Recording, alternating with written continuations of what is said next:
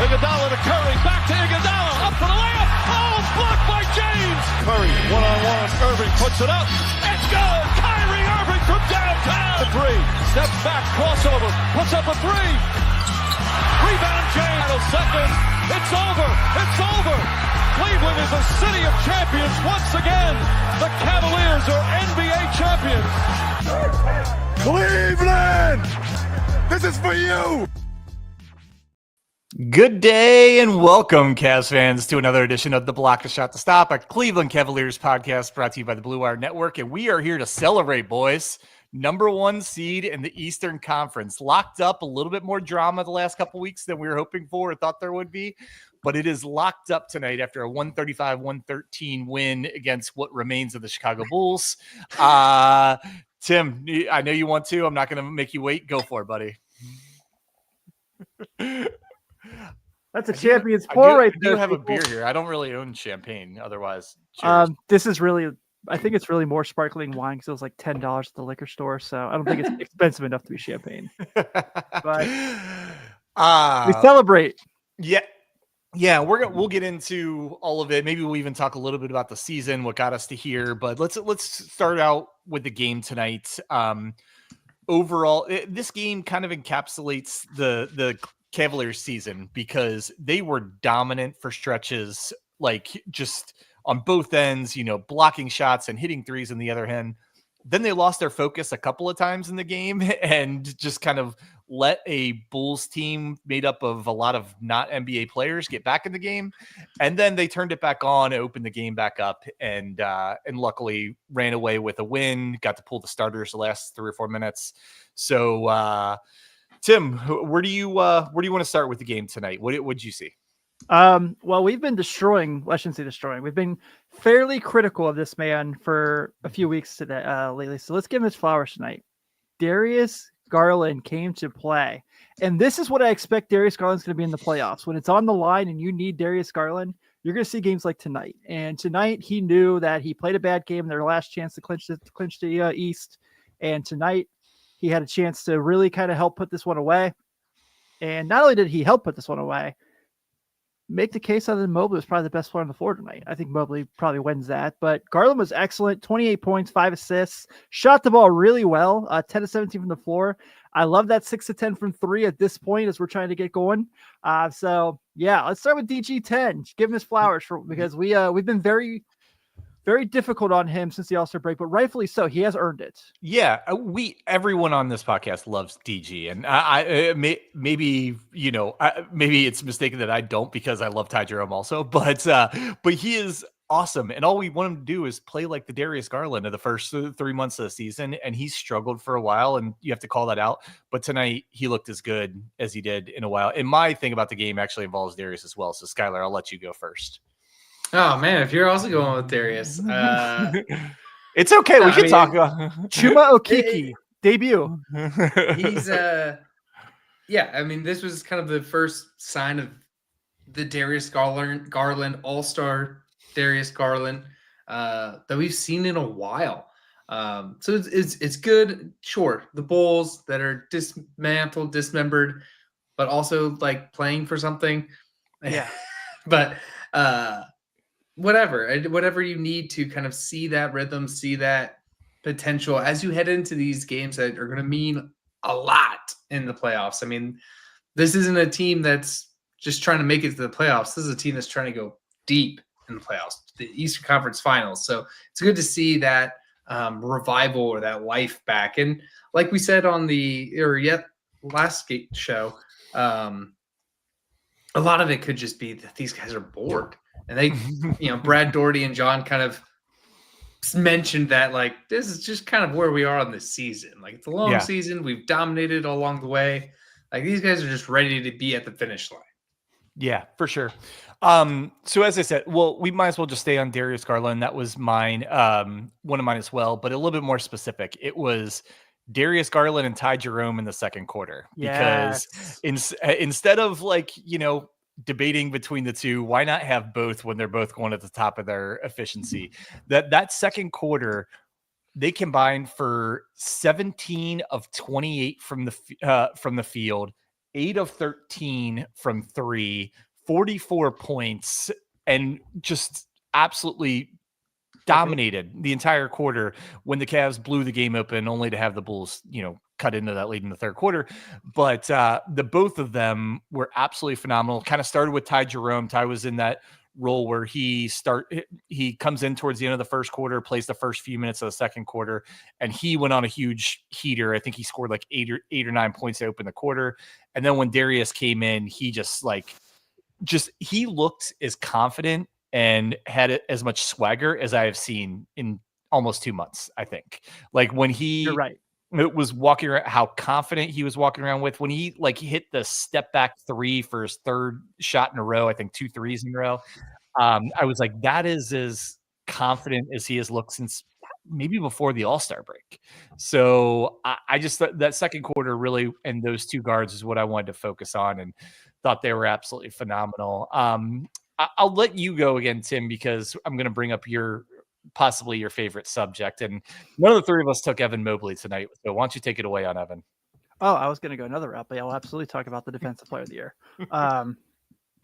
Yeah, I know that I heard Windhorse talking about it this week on the Hoop Collective, saying that there are people in their feelings about all this. I am people, just so we're clear.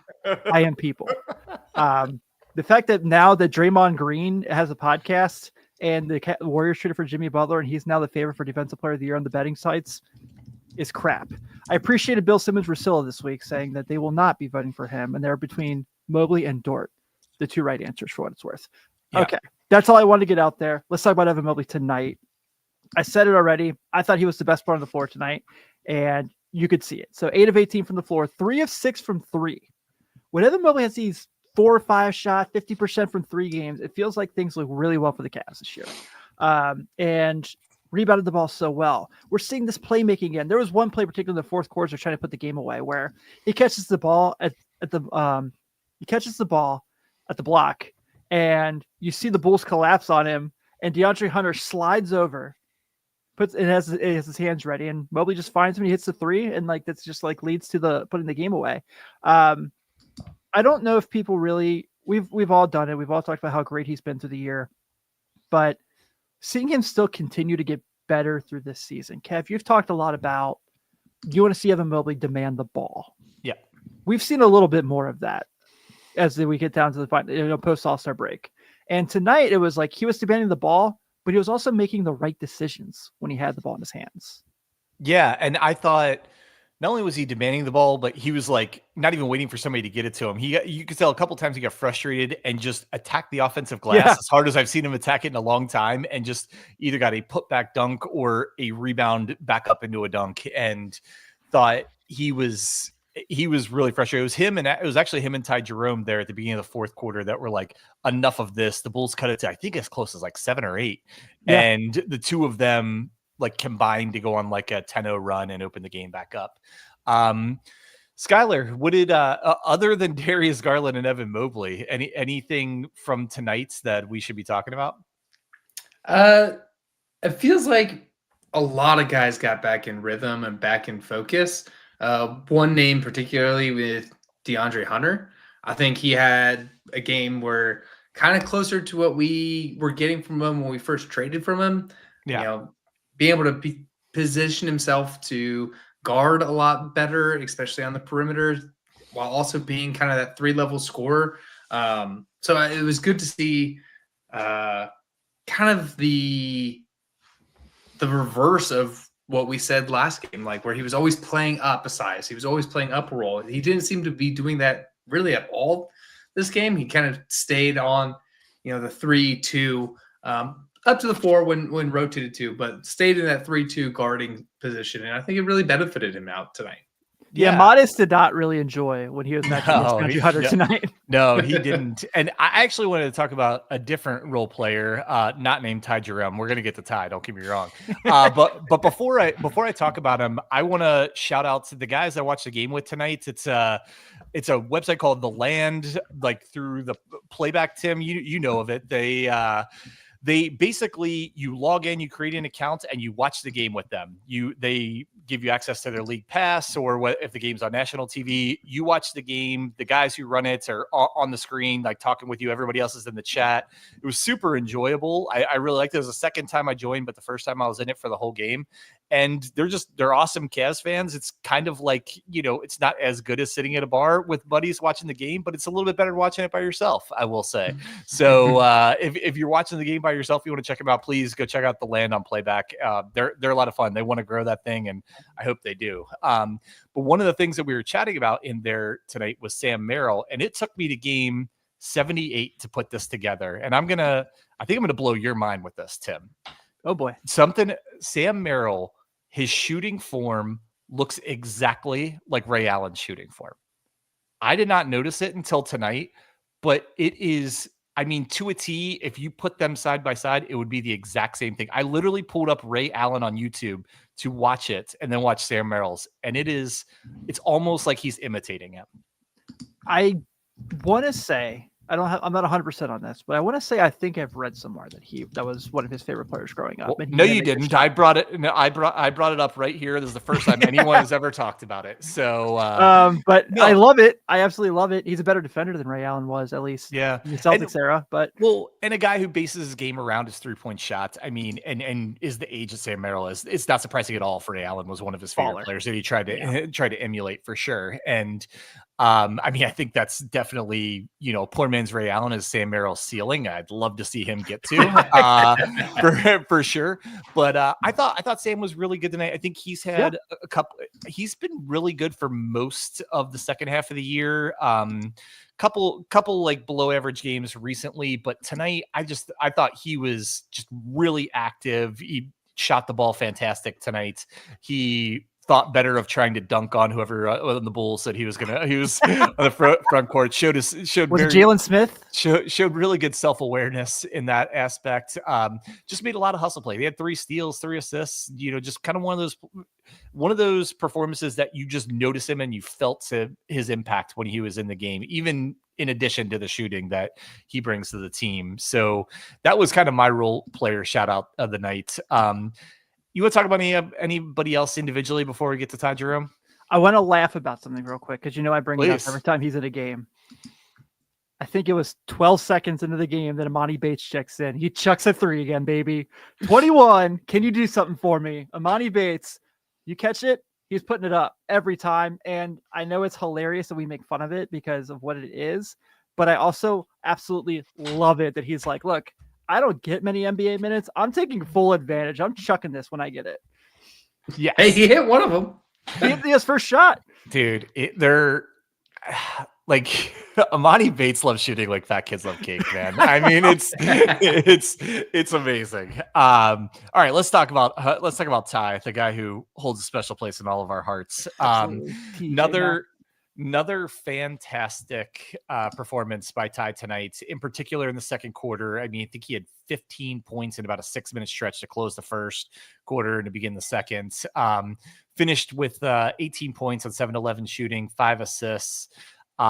Was really good on a night where they always need Ty Jerome to be good, particularly on the few games that Garland and Mitchell miss. You really lean on him.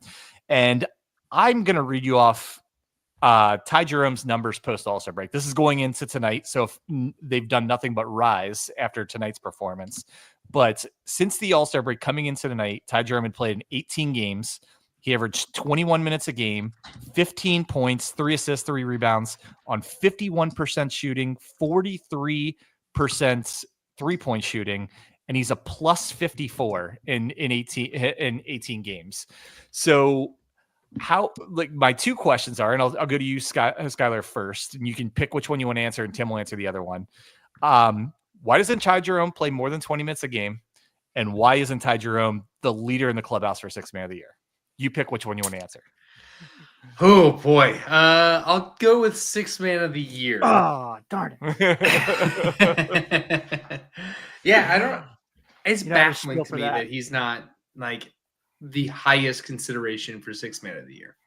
I don't know of any NBA player that is contributing at the highest level that Ty Jerome is, and been as I would say, consistent through the year as Ty Jerome has been. I mean, it seems like since the word jump, like he's been kind of this guy. He's been this spark plug. He's consistently contributed in every single way possible.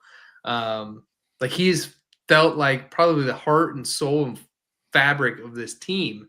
Yes.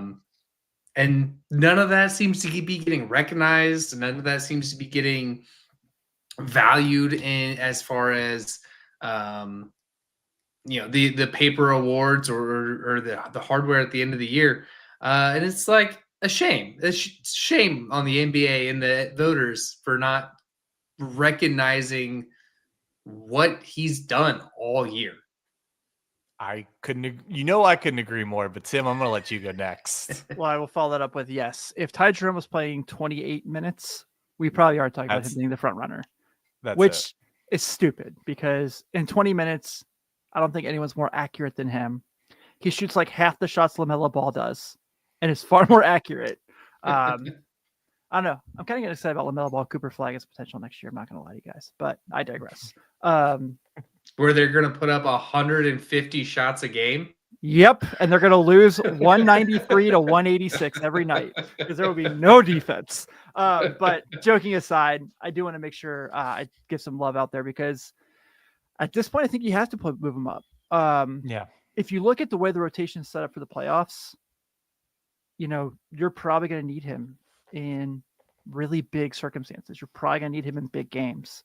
So I think you are going to need him more towards that 26, 27 minute range. Now, Kenny's been very stubborn in a good way about his rotation throughout the season. And I admire the heck out of him for holding on to it the way he has and it be still being successful. But like I just talked about, Darius is going to have these games probably where like when it's all on the line, he's going to play like he did tonight. He's probably still going to have a stinker or two in there. Let's be honest. He's Darius Garland. Love him to death, but he has those games sometimes. I think you're going to need Ty Jerome quite a bit to kind of balance those games out and really kind of that 3-guard rotation of Garland, Jerome, and Mitchell. I mean, it's so dangerous, and they all three bring so many great things to the Cavs, and especially in a playoff series where you're going to find a way to beat those 3 guys 4 times in your backcourt. Yeah, you're going to need Jerome big time for this series. Yeah, I'm at the point where I want 2 of those 3 guys in the game at all times. In certain matchups, it might be a different 2. I think it's always going to be Mitchell, and then in certain matchups, Ty might be a little better, and a lot of other matchups, Darius may be. But I'm kind of at the point, as much as I like a lot of the role players in this team, the offense just flows so much better when at least 2 of those guys are in the game. I mean, 100%. you saw it tonight. And to your point, Tim, and I'm not going to go all the way through it because we'll get back on our soapbox, but you're exactly right. And we brought it up here before. The reason Ty Jerome isn't the leader for 6th man of the year is just because he doesn't play as much as some other guys. But if you look at his per 36 numbers, which for anybody that doesn't know, per 36 is you take whatever stats the guys currently has and however many minutes he plays, and then you round up to as if he was playing 36 minutes, because 36 minutes is kind of the average for a star player that play in the league. If you were to do that to Ty Jerome would be like kind of borderline all NBA.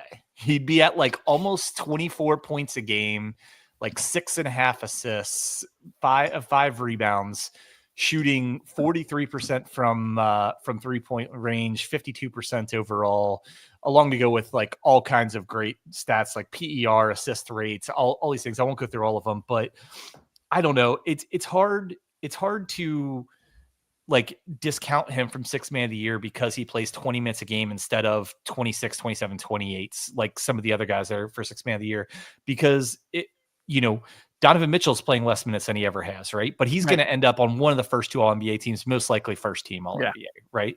Yeah. Evan Mobley's he's playing less minutes, but he's going to be an All-NBA for the first time and he's a finalist for Defensive Player of the Year, even if he should be the favorite, he's at the very least a finalist. So I don't think you can penalize Ty for that. I think it's especially a bench guy should be based on efficiency and impact while they're in the game. And I think he has more of an impact towards winning than any bench player I've seen this year in the NBA. So I'll further your comment there, Kev, with the sense that I know that Cade Cunningham has most improved player wrapped up. Mm-hmm. There really hasn't been two more most improved players in the league than Evan Mobley and Ty Jerome, realistically. And both of them are playing less minutes than they ever have. I know Ty Jerome, obviously, you can give the benefit of he was injured last year, so that's going to easily make him improved. But yeah, man, like I think both those guys, and I think DeAndre Hunter is a great 6 man of the year case as well. This is just a really deep basketball team with a lot of good players. Yeah. And I know you, as president of the Isaac Okoro fan club, have really enjoyed the last 2 games because he's been really fun to watch. So yeah. It's going to be tough come playoffs to, you're going to have to adjust the rotation some, and there may be a couple guys who've been instrumental this year that don't see the floor much in the playoffs, and that's going to be really hard to come by. One of those guys is not going to be Ty Jerome. If anything, his minutes need to go up in the playoffs. But before we wrap up tonight's game, Skylar, you have any other thoughts about tonight other than the fact that the Bulls decided to sit their whole first team? Give the Cavs the Central. Give the Cavs the East. No, not too much from this game. Just really excited going into the playoffs, and as you're talking about like rotation minutes and stuff like that, like it feels really good to have a coach that's been on so many successful playoff teams. It's not like a first year coach trying to figure out what to do. Like this guy's Kenny's got the years of the Warriors around him. He was on Ty Lue's staff, wasn't he? Mm-hmm. For the year with the Clippers. Oh yeah. Yep. So like he's got a lot of playoff experience in him, which that feels all that better, right? Like it's not like and this is no shade to JB Bickerstaff or anything, but it's not like the first year when JB got there and the Cavs looked very like the lights were too bright. Yeah, for 100%. Sure. Yeah, Kenny was the perfect guy to take a good team or a budding team and turn them into the beautiful flower that the 24-25 Cavaliers have been. Before we get to a couple of things, can I just make mention real quick, non-Cavs related, but for those who have been kind of tuning into the NBA tonight, Jalen Wells of the Grizzlies had a really scary injury in their game and got pulled on a stretcher, like out the game on a flagrant 2. Shams just put out that he is awake and moving his extremities. So good news came out of that, but that awesome. Was very scary. So I want to make sure we say I'm so happy to hear that news. Yeah, no kidding. That's wild. Well, we won't. And I thought you were going to bring up the other NBA news of the day and Mike Malone, but we'll save that for we'll let the Nuggets podcast take care of that one. I'm sure other people. And we're going to do something a little bit different tonight. We're actually not going to preview the next game. One, because my guess is the Cavs are going to rest a lot of guys, and they play the Pacers Thursday night. And we're actually going to do a special episode tomorrow night with Alex from the Setting the Pace podcast, great Pacers podcast, also on the Blue Wire Network. So we'll talk all about that game on our episode tomorrow. But instead, we're going to do a little something. We didn't say it yet. We're celebrating something else other than just the 1 seed for the Cavs. Tonight is the 100th episode of the Block the Shot to Stop. I cannot believe we got here, and we got here this quick. It's pretty wild. But if our listeners will indulge us, we'd love you to stick around. We're going to just go around and talk about, I think we're going to start, and I'll start with you, Skylar. Give me one of your favorite episodes and why it is, in the first 100. Ah, man. I think one of my favorite episodes obviously is going to be tied to one of the best games of the year, and that was the first Thunder Cavs awesome. Game. I mean, that game, I mean, it felt different. Like we've played Boston 4 times this year. It just felt like playing Boston. That game felt different. That felt like a finals matchup. And not only just a finals matchup, but like the budding of what could be a new NBA rivalry, like the Cavs Warriors going back to back to back to back. Which you'd love to see, especially as a Cavs fan. But that was just such a fun game, such a fun. Like I could not wait to get on the mics with you guys after that one. Yeah, that game was the very rare game that the NBA did a great job. The 36 hours leading up, hyping up the game and hyping up those two teams for being both small markets. NBA gets a lot of flack for not hyping the small markets, but they actually did. And then the game delivered. The game was fantastic, very highly played. Obviously, the Cavs pulled it out. So, yeah, I mean, it's definitely more fun to do podcasts when they win, and especially when they win in big games. So I think that's a really good call. Tim, what about you? So kind of same situation. So Kevin and I did the Friday night Boston comeback. And how bad they looked in the first quarter to how much it turned around, and just how fun it was to just come on here and turn the mics on and be like, oh my God, they went to the Garden and they came back and they kicked their butt. And I am working very hard on making sure we're a family show. So, but that night was just like one of those nights that, well, when we look back at this Cavaliers team, we're going to have so many nights. We just talk about special occurrences, no matter what happens in the playoffs. Yeah. But these two games I've mentioned so far might be the two most fun games of the year, just because there's so much drama, so much excitement. If you remember, Kevin, you laughed about on that Thunder episode. You laughed about Kenny Atkinson's fourth quarter thing when he's like, "Isn't this great?" Yeah, I know. That was one of my highlights of the year. Was his interview going to the fourth quarter. I thought it was so good. No, those are both great. Great calls. They were both on my list, and I figured they were the two you're going to take. So I got to pivot a little bit. I will note that I did not get to do the podcast after either of the 2-game winners, the Darius Garland against the Pistons and Donovan Mitchell against Milwaukee. So those might have been mine, except I didn't get to do either of those podcasts. And both times it was both of you two. So I'm going to pivot a little bit, and I have two, and I know it's a little bit cheating, but they're two for very different reasons. One, I really loved, even though it wasn't a game, I loved doing the podcast of like how over the All-Star break, when we did how this team was built. Actually, we got to go back and look through all the acquisitions that were done over a 6-year period, building this team, building it, especially the first 2.5 years was getting the stars in place, right? Drafting Darius Garland, drafting Evan Mobley, the trade for Jared Allen, the trade for Donovan Mitchell. And then the next 2.5 years was putting everything around those 4 guys while they developed and matured as players. And I thought it was so much fun. Like, it's always fun when all 3 of us could guys like that and kind of realize how intricate the process is of building an NBA team. I thought that one was fantastic. Yeah. Are we counting the live show as an episode, or is that just a party? We went live. I think it counts. That was fun. Yeah, that was like one of my most fun days of my life, I think, not just the podcast. Yeah, that was fun. It was fun to get out with all of the fans and get with you guys. And Southern Tier was so incredibly generous and hocious. Hocious? I don't know if that's a word. It sounds like I don't know if that's a word either. Kevin's the English major. They were hospitable. Hospitable. I think that's what I was thinking of. Nailed it. They were the second try. They were fantastic, and the beers were so very good. They were. Yeah. Get myself to stop drinking them. That's definitely that's definitely a great call. Maybe we should have had that in the first round. The only other one that there's a lot that come to mind, but the other one I wanted to mention, even though it was just me, I loved getting to interview Keith Smith because that was he's great. He's the guy who actually came up with the idea for the NBA bubble and was able to bring basketball back to us when we had nothing in our lives. And not only that, he is an incredibly, smart and guy and a great human being. And even though he is a pretty big deal in NBA media, because he's on our network and because he is such a good guy, he decided to come on with us and talk Cavs for 45 minutes on a Sunday night. So I definitely appreciate Keith and the Front Office News, his podcast. He's that was a really, as far as I loved all the guests we've had on, but like that one was really cool for me. What about you, Skylar? Who was your favorite guest?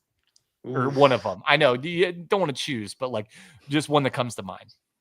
I'd have to go either with Luca from Real Cavs Fans, or when I got to go on with Bob from Fear the Fro. Yeah, I know you laughed more on that episode than probably any other episode this year. Yeah, Bob is so entertaining. Like he's such a good dude and really good at all of this.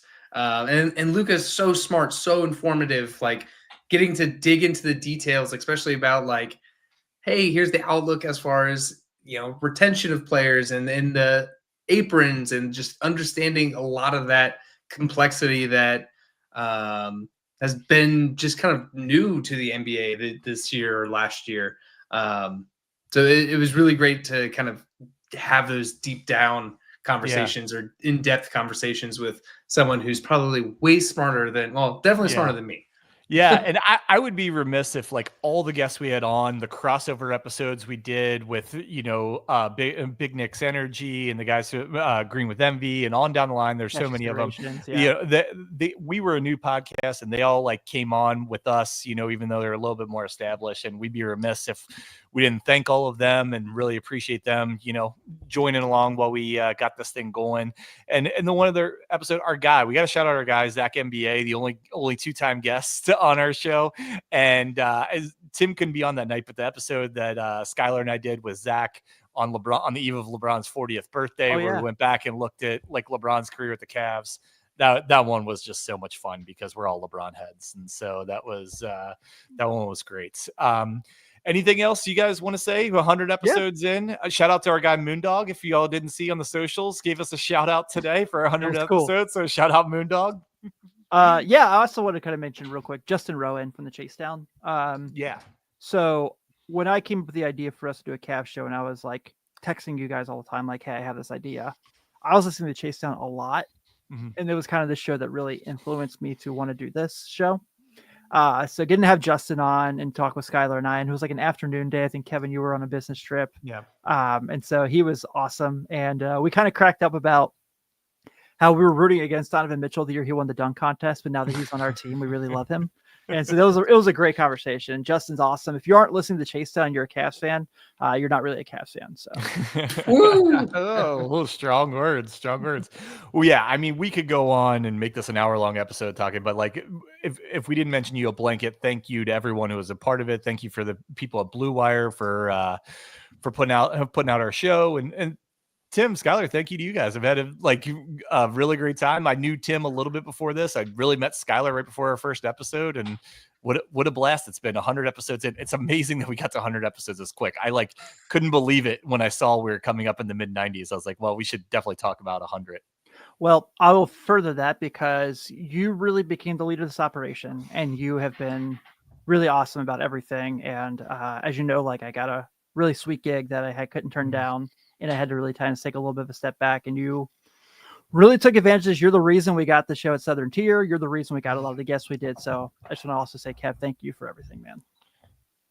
You're going to make me cry. No, you're not. But no, we are going to get out of here before it turns into a waterworks. So again, thank you to all everyone for listening. Thank you for staying on, hopefully for the last 10 minutes while we did our thank yous and reminisce through the first 100 episodes of the Block the Shot the Cavs, a fan-centric, family-friendly, 40 episodes in a word, curse word free podcast brought to you by the Blue Wire Network. For Skylar Webker, for Tim Daniel, I am Kevin Lynch. Thanks again. On to the next 100. And as always, go Cavs.